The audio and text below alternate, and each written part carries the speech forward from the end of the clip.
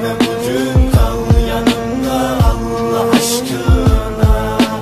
Ölüm gelsin, yar beni sar koluna. Yıldızlar parlıyor Allah aşkına. Ben de şimdi yanıyorum senin aşkınla.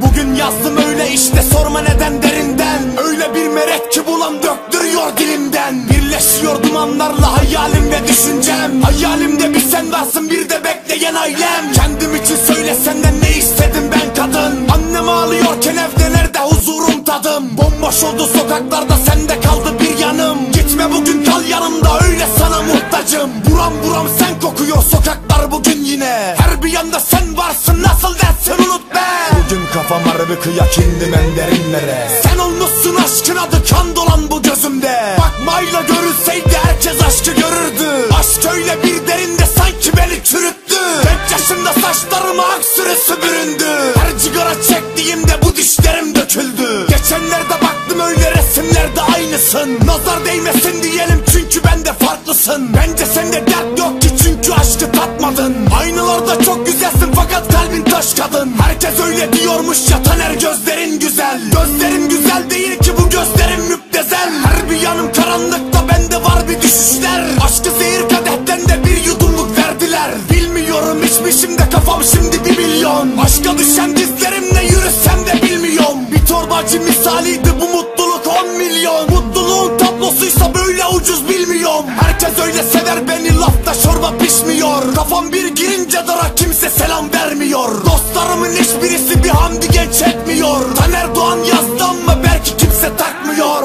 İnsan bazen bir dost arar kendisine, bir teselli arar durur derdine. Dert dedin ya, kimse yanında olmuyor. Bir duman çekince dünyayla sanki bedenin de dönüyor. Dön dünya dön, nereye kadar? Aslında sen işini yapıyorsun. İnsanlar dönek olmuş, sen kabahati bende arıyorsun. Neyse ya, bizim Allah'ımız var, siz şeytanınızdan bulun. Ha, şimdi gidiyorum, 2 çift lafım var dostlar rapler alemine. Taner kız tanırlar çünkü herkese örnek. Böyle aşkı seçen yok, parayı bulan dönek. Böyle aşkı yazan varsa buyursun da biz görek. Taner Doğan bu alemde gelmiş geçmiş son örnek.